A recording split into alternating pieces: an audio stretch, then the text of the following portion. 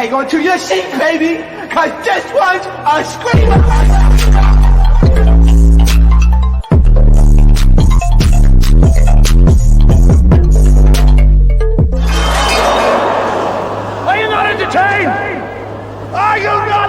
What is going on, Entertain? So today I'm coming to y'all with another video. This is part 2 of the Lizzo lawsuit breakdown. So make sure you guys hit that like button, hit the subscribe button. And for those of you who've been donating to Cash App, I really do appreciate it. Thank you. Okay. So we're gonna pick up where we left off, where we read the lawsuit and we break down the paperwork. Okay. If you guys haven't checked out part 1, please do. So one of the things that is allegedly was said during some of Davis, Williams, and Rodriguez's time working with Lizzo, Quigley, if you guys don't know, that's Lizzo's choreographer, stated at one point, "No job will ever stop me from talking about the Lord." For those of you who know, like, legally, this isn't the best thing to do because people can use that, especially if you're a manager. People could use that as a lawsuit because they can make it as you're discriminating against their religion. Let's say if they're, Muslim and you're preaching about Jesus Christ and Christianity, they can use that and really take you to court because you're not really supposed to be doing that in a workplace environment, especially if they're telling you to stop. They said on one occasion while on tour, Ms. Quigley interrogated Ms. Davis about her religious beliefs. While in the dressing room during her makeup in advance of a show, Ms. Quigley began stating her own religious beliefs, asking if Ms. Davis was a believer. Okay, when Ms. Davis expressed a different belief than Ms. Quigley's, Ms. Quigley became visibly upset, making it abundantly clear she expected Ms. Davis's total conformity to Ms. Quigley's dogma. While Ms. Quigley was for sure the most extreme in her religious convictions, her sentiments were softly echoed by others in supervisory roles and BGBT. Before rehearsals and performances, the dance team would pray together. Now, this isn't something that I feel like is odd. A lot of people do this on tour. We've seen Michael Jackson do it with all his people. So that's not something you could really take someone to court about because you could just, opt out of the prayer. You don't have to do it. It would make you like sort of all ball out, especially if everybody else is doing it. So, you got to take that into account. Okay. Also, the responsibility to lead the group in prayer rotated across the dancers, and when it was Miss Rodriguez's turn, she politely but clearly made it known that she did not want to lead the prayer. Despite Ms. Rodriguez declining every time she was asked, Ms. Quigley continued to pressure Ms. Rodriguez to participate. Ms. Rodriguez felt judged for declining to lead the dance cast in prayer. Now, this is where it gets sticky and she could really get in trouble because you're forcing somebody to, engage in a religious practice, which legally you really can't, especially in a workplace environment. On another occasion, while on tour, Ms. Williams accidentally brushed up against one of the tour bus drivers. The driver responded by saying, "You could back up on me again." This isn't funny, but this is gaggy. Implying Ms. Williams' accidental touch gave him gratification. A different driver was known for playing sexually explicit songs on the tour bus. Now, this is where you're picking at straws here, okay? Because you cannot turn on the radio, you cannot turn on 99 Jams, you cannot turn on 103.5 The Beat, you cannot turn on a lot of these, radio stations without hearing WAP, without hearing Nicki talking about her hoo-ha, without hearing Cardi talking about how she like it 8. So let's not do that here. I feel like that's a little bit of part of the lawsuit where, you just you're piling on. Okay? Come on now.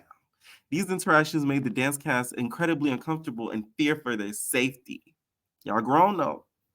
But BT never did anything to protect the dancers. Management merely questioned the drivers were drunk and or driving safely and did nothing to make the dancers feel any safer than they did prior to reporting the driver's behavior. After several reports by Ms. Davis and Ms. Rodriguez, management began denying ever hearing about drivers' inappropriate behavior. As the domestic leg of the special tour came to a close, problems became more abundant. Within the last domestic show being played on November 19, 2022. The European leg not scheduled to start until February 2023. Plaintiffs began looking for work as they were not paid for the time that they spent on the tour. Ooh. BGBT preferred plaintiffs did not take on additional gigs and even instructed plaintiffs' agents to take place plaintiffs on a soft hold, meaning plaintiffs would not be paid during the break, but should not be taking other jobs either. Now, this where you got the plaintiffs fucked up, and me even even got me messed up. You mean to tell them they're gonna be on a break and they can't take any jobs? Who are you, JT?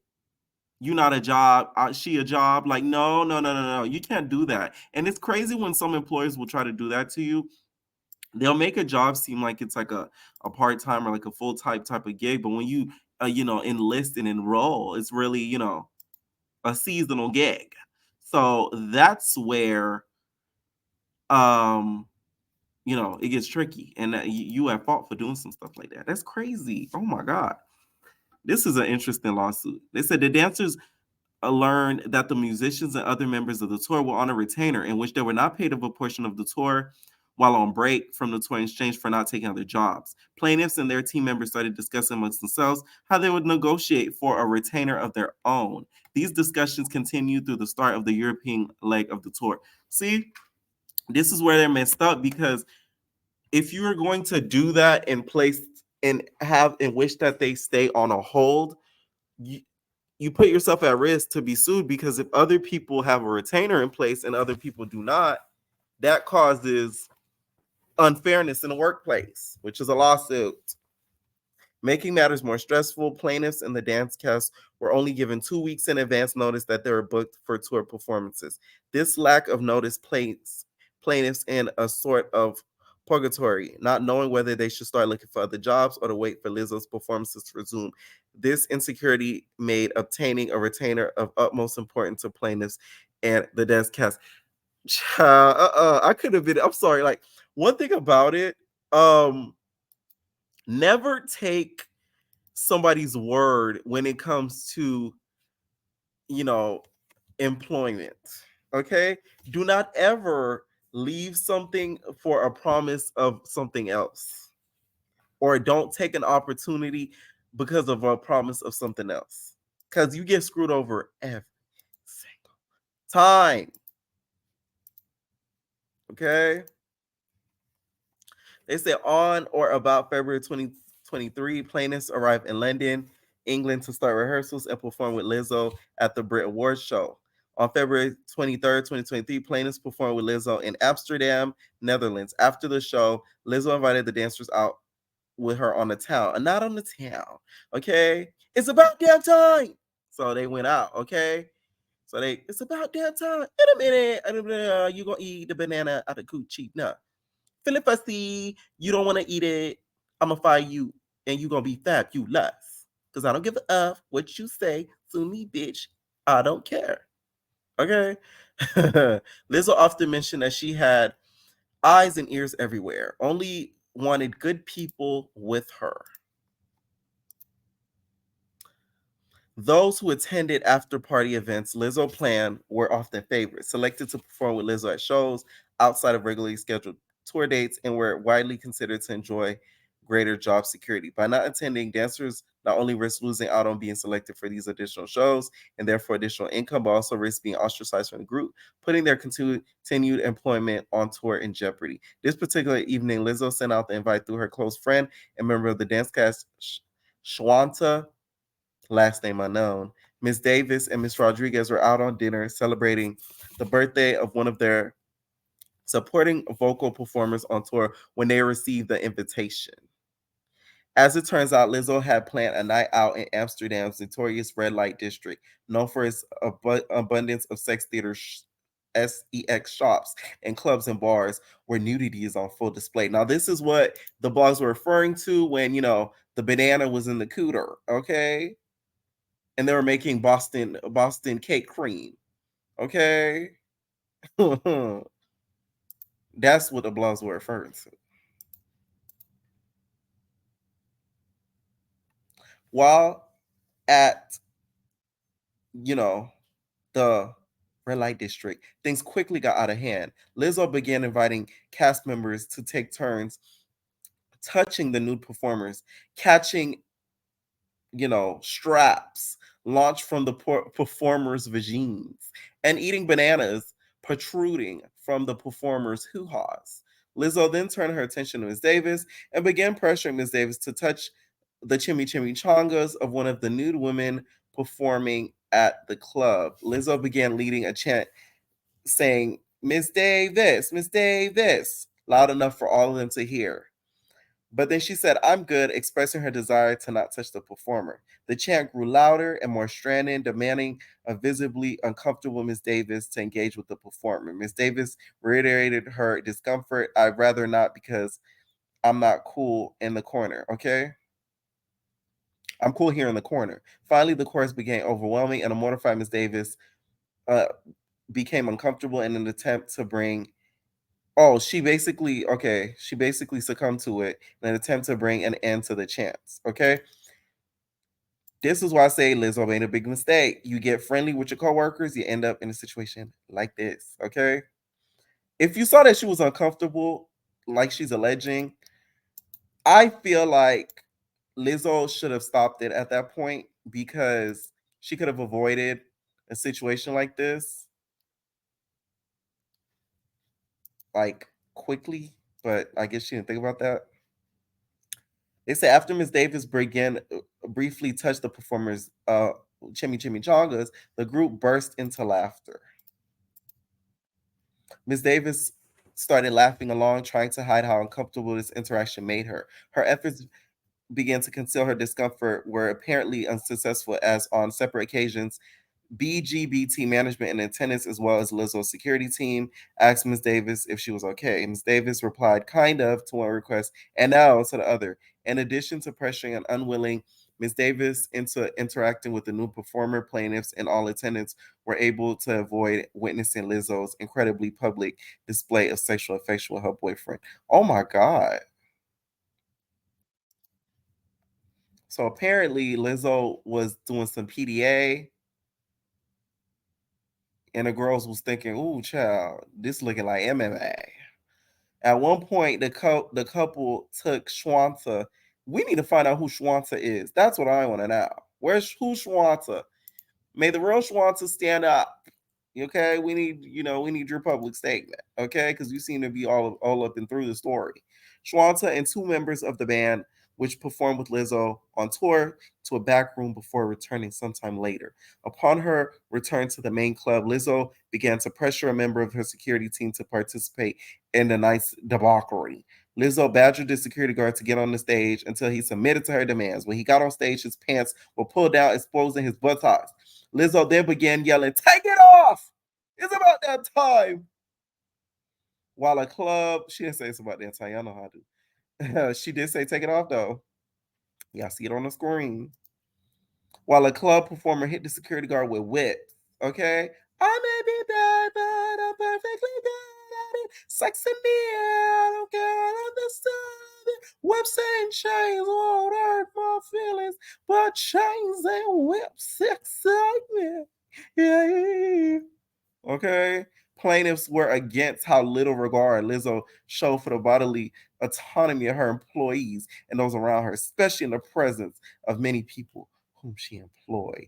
Now, this is where it goes even further. Not only the dancers, you doing it to the security guards.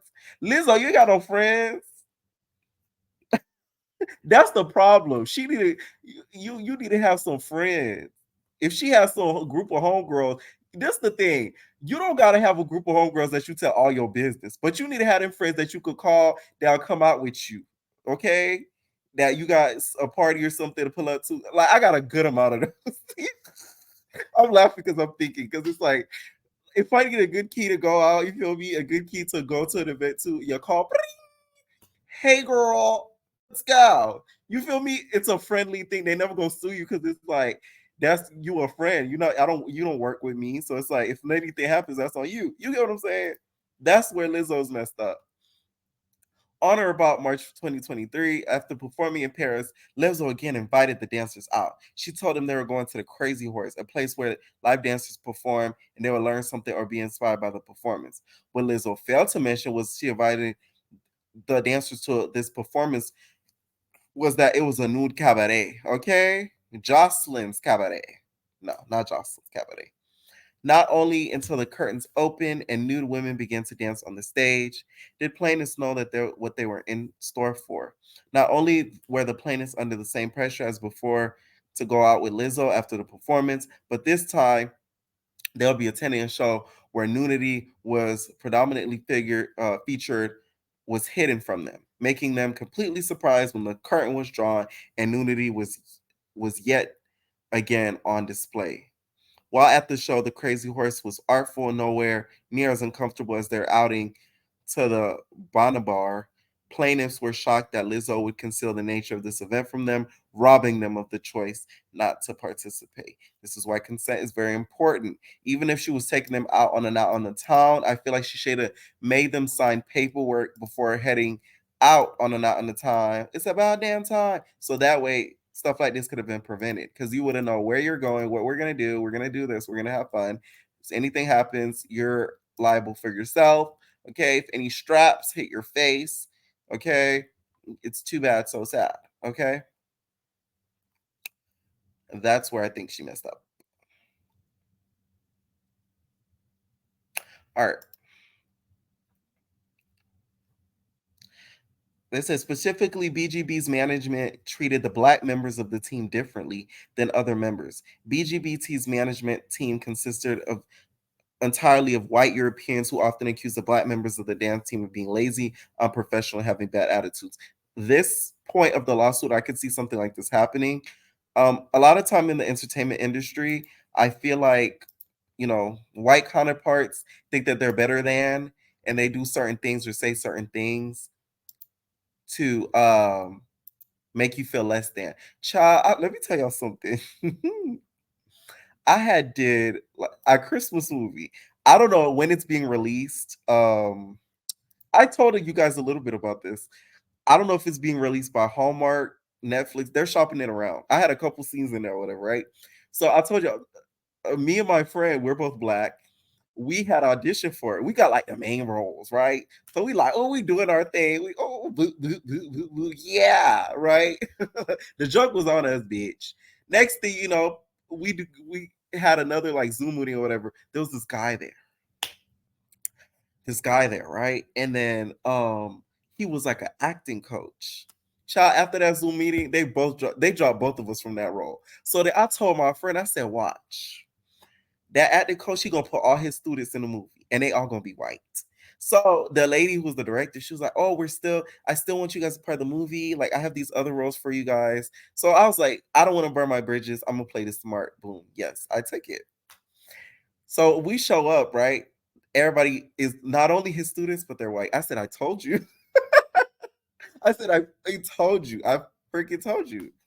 And during mind you, my friend, she's black, right? She had way more scenes than I did because her role, even though it wasn't like the main roles that we both got, her role that she got that was secondary, or whatever, was still like, she had a good amount of scenes. The experience she told me she experienced, I said, oh my God, I felt so bad because half the time I wasn't there to like, be that like supporting friend, like, go friend, go.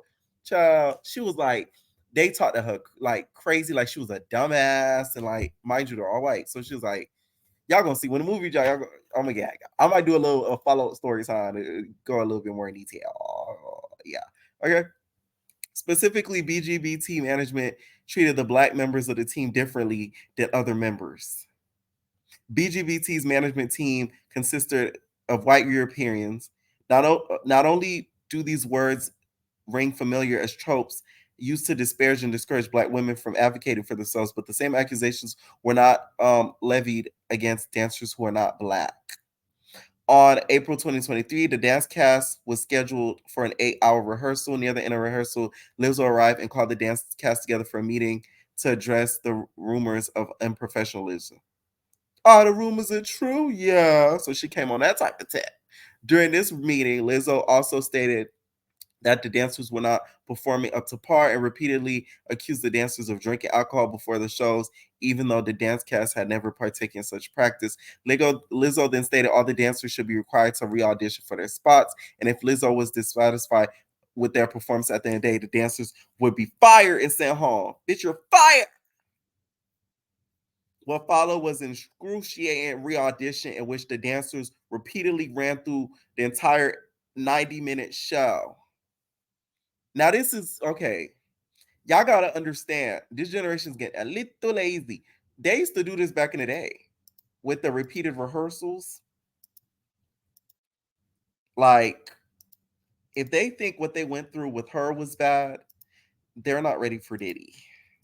Because Diddy put these months through hell. Okay?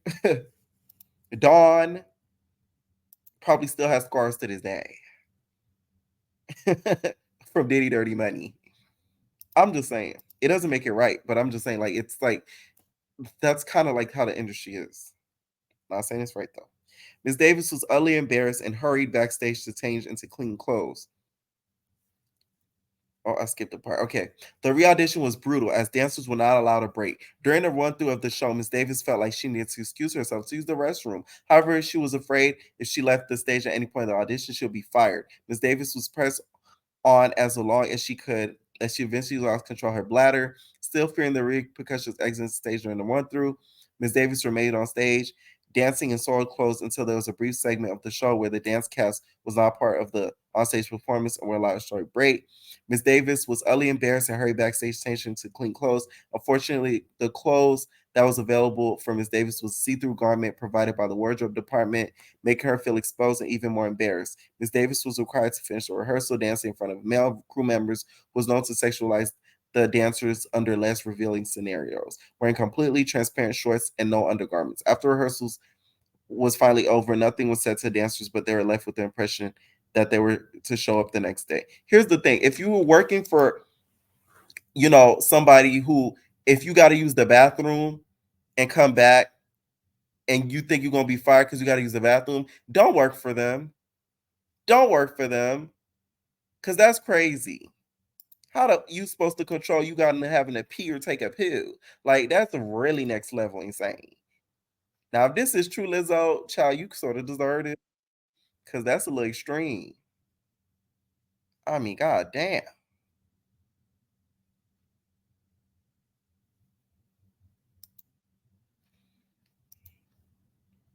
Oh my god. On April 21, 2023, Ms. Davis was called into a private meeting with Lizzo and the choreographer Tanisha Scott. Hereinafter, Ms. Scott. Lizzo and Ms. Scott questioned Ms. Davis for struggling with something as she seemed less committed to her role on the dance cast. Lizzo and Ms. Scott pressed Ms. Davis for an explanation on why she seemed much bubbly and vivacious than what she did to the prior tour start. Well, yeah, if she's allegedly pissing on herself and pooing on herself, what do you think? She's not gonna be vivacious if she smelled like poo and pee. I mean, damn. Miss Davis stated that she was dealing with personal issues and that she would never let it affect her work. Miss Davis gave the impression that she needed to explain her weight gain and disclose intimate personal details about her life in order to keep her job. On April 26, 2023, Miss Williams was terminated in the lobby of the hotel the dancers were staying at under the guise of budget cuts. Miss Williams was the only dancer to get fired on this day. Stunned, Miss Williams asked to speak to Lizzo. Miss Gugalti responded, telling Williams that Lizzo isn't the best with these things and she has a lot going on. Miss Williams asked to speak to Lizzo until Miss Geller stated again, uh, Miss does Miss Williams Miss until Ms. Gugate stated that Ms. Williams does not have the best attitude at the time and comes across as snarky. Ms. Rodriguez then spoke to Ms. Gugate, expressing disagreement with the decision to publicly terminate Ms. Williams. Ms. Gugate responded that it had to be done and stated, "We've never had any problems with you." Now, to fire somebody like that shows you don't give a crap.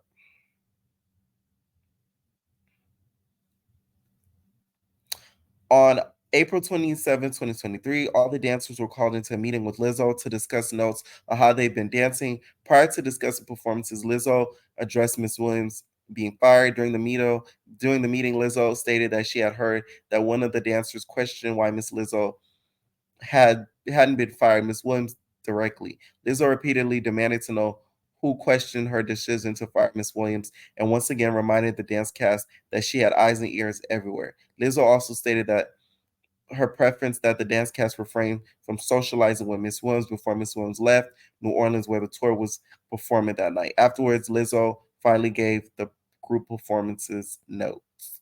Miss Davis, who suffers from an eye condition which Lizzo were aware of, and BGBT. Okay? Fuck a DD4L. We got BGBT. BGBT. Ms. Davis has a habit of making audio recordings of stressful interactions so she can review them later in less stressful environments. As the tour camp had become incredibly tense for Ms. Davis, and the original intent of meeting was for Lizzo to provide performance notes that could be crucial to the dancers' continued deployment. Ms. Davis recorded this meeting so that she could review it later on. On or about May 3rd, 2023, all the dancers were called into an emergency wardrobe fitting. As they arrived at this fitting, BGBT management and security where they are waiting for the dance cast. Security took each dancer's phone as they entered the room. Once they were all in the room, their phones were collected. Lizzo entered. Lizzo stated that she knew that one of the dancers recorded their meeting on April. Lizzo became furious, hurling explicitives at the group and stated that she was going to go around the room person by person until someone told Lizzo who made the recording. Ms. Davis admitted that she recorded the meeting. So see, it's giving you was planning this lawsuit, Ms. Davis. Smart girl. Okay.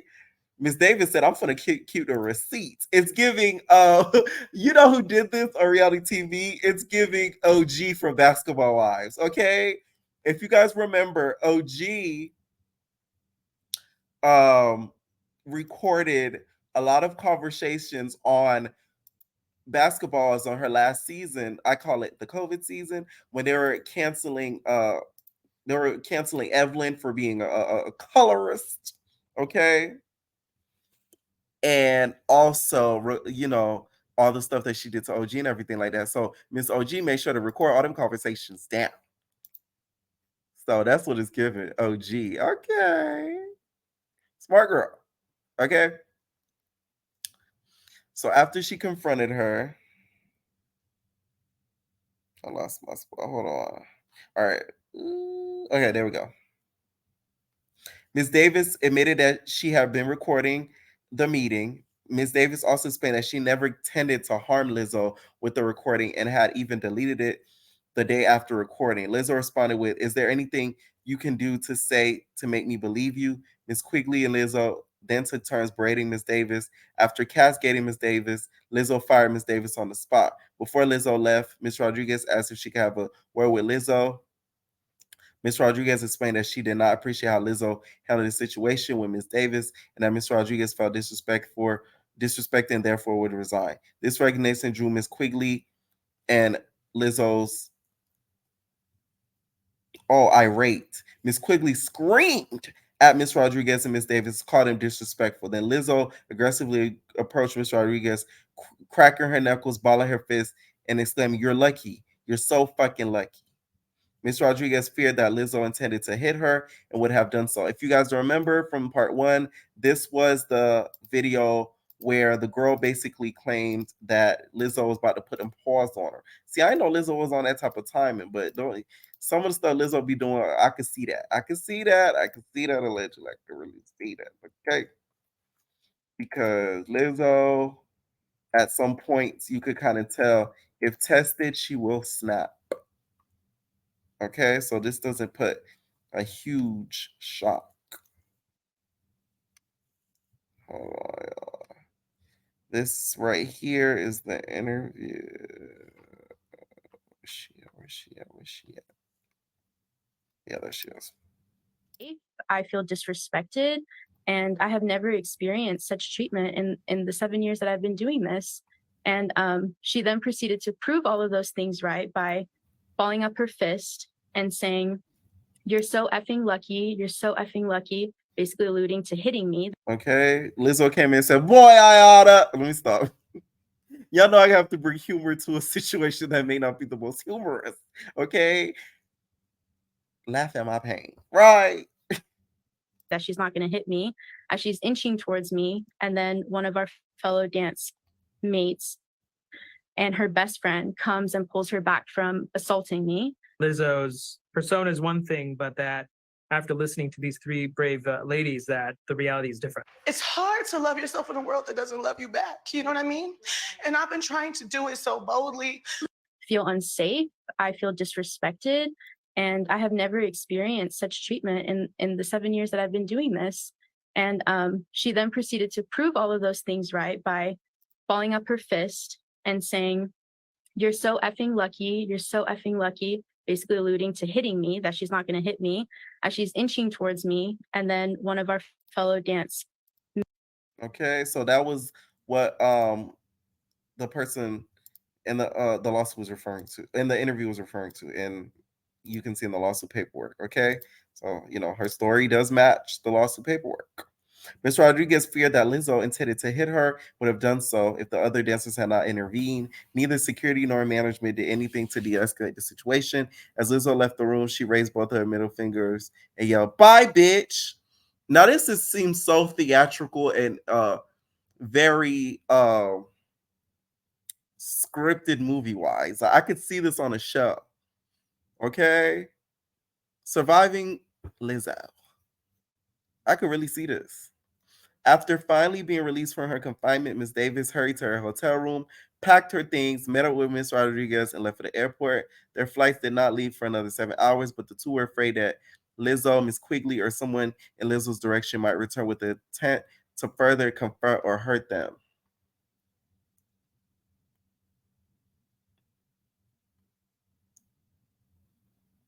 Okay, and that sort of ends it off there. Everything else was just a little bit repetitive as to what they kind of went through in the legal documents. Okay. So my final thoughts with this is just, this to me should be a lesson learned to other celebrities to really watch out for people you work with and to not go too personal with them. You shouldn't be going out with them. You should have a group of friends that you should, be able to kiki with. So that way you could avoid situations like this. Because this could have been easily avoided. Them getting treated unfairly, while she's working with them is one thing. But them, going outside of that and partying with them and them being kind of coerced into doing stuff they're not comfortable with, that adds even more flame to the fire. So I think that's where the lawsuit even gets like more litigious, and they could actually end up taking a W with this. I do see them winning this. Okay. Yeah, I know I'm Mr. Cleo with the shit. I feel like they're going to win the lawsuit 100%. There's a lot of evidence that kind of backs it up, and the stories all kind of coincide and kind of go together. Do I think some of them are doing it just for financial gain? Not because, oh my God, it's like the worst experience of my life. Yes. But, in this economy, I'm not surprised that they would do something like this. Okay. Leave your comments down below what you guys think about the second part and some of the things that they went through. Do you guys still believe them? Do you guys think this is all made up? Leave your comments down below. We're out, babies. No personal thing.